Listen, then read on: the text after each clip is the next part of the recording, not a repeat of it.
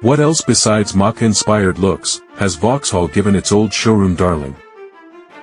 The backstory of the Vauxhall Astra tells you much about Vauxhall as a company, as well as the ebb and flow of volume car making on these aisles. Having always been what we might now call a platform-engineered vehicle, the Astra was launched in the UK in 1980 as the successor to the popular Viva, but it differed from its predecessor technically in a number of significant respects. Design and styling. It's both interesting and revealing to see what has been made of this car's brand new model architecture. Its roofline looks notably lower than that of the last Astra, having been lowered by more than 40 millimeters. The car is 54 millimeters longer than the old one, too, and 51 millimeters wider across the body. For our instrumented testing, we elected to use Vauxhall's conventional petrol option, the 3-cylinder 1,199 cubic centimeters turbocharged PureTech motor, which is coupled exclusively to automatic gearboxes, in the equivalent Peugeot 308, but can be had alongside a 6-speed manual, in the Astra, which is how we tested it. It is offered in 2 states of tune, 109 brake horsepower and 129 brake horsepower. A 129 brake horsepower 1.5-liter turbo diesel Astra was only offered for a short time. But while the oil burner looks increasingly like yesterday's choice, there are now 2 plug-in hybrid versions to consider.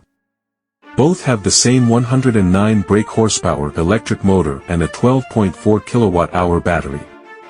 The difference is that in a normal Astra hybrid, the 1.6-liter turbo petrol engine produces 148 brake horsepower for a system power of 178 brake horsepower, while in the Astra G-Say, it produces 178 brake horsepower for a system power of 224 brake horsepower.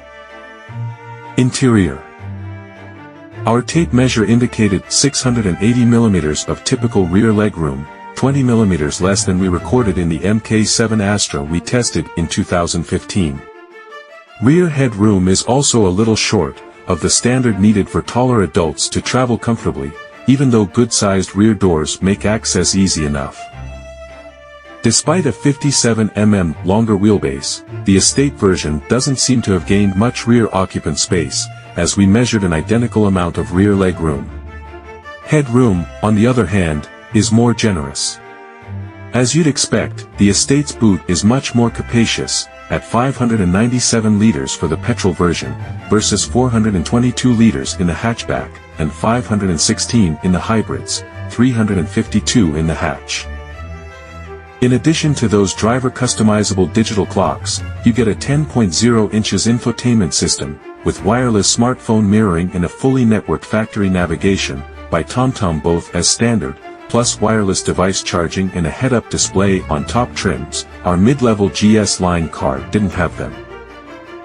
Overall, then, the Astra's dashboard layout is intelligent, and it has welcome flashes of color in places.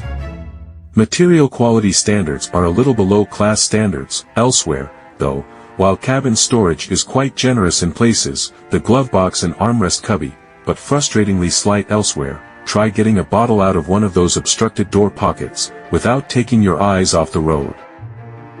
Engines and performance. The engine's power delivery is one of a boosty, torque-rich mid-range, and it amounts to all the real-world punch the car needs. Unlike some 3-cylinder units, the 1.2-liter PureTech doesn't rev especially keenly above 5,000 RPM, though it will certainly operate up there pleasantly enough when you're overtaking, or climbing hard. And so, being that bit more mentally engaged, with shift timing as the driver of a manual car usually is, you tend to let the tachometer spin between 3,000 RPM and 5,000 RPM even when accelerating hard, leaning on as much of its 170 pounds-ft of torque as you continually can. That's an adequate performance level, then, nothing remarkable, but more than acceptable for the price, and modestly swifter looking, when you consider that 30 to 70 miles per hour through the gears takes only 9.2 seconds, 1.3 seconds slower than the Volkswagen Golf 1.5 ETSI 150 we tested in 2020. Finally, while you can no longer buy one new, a brief word on the diesel.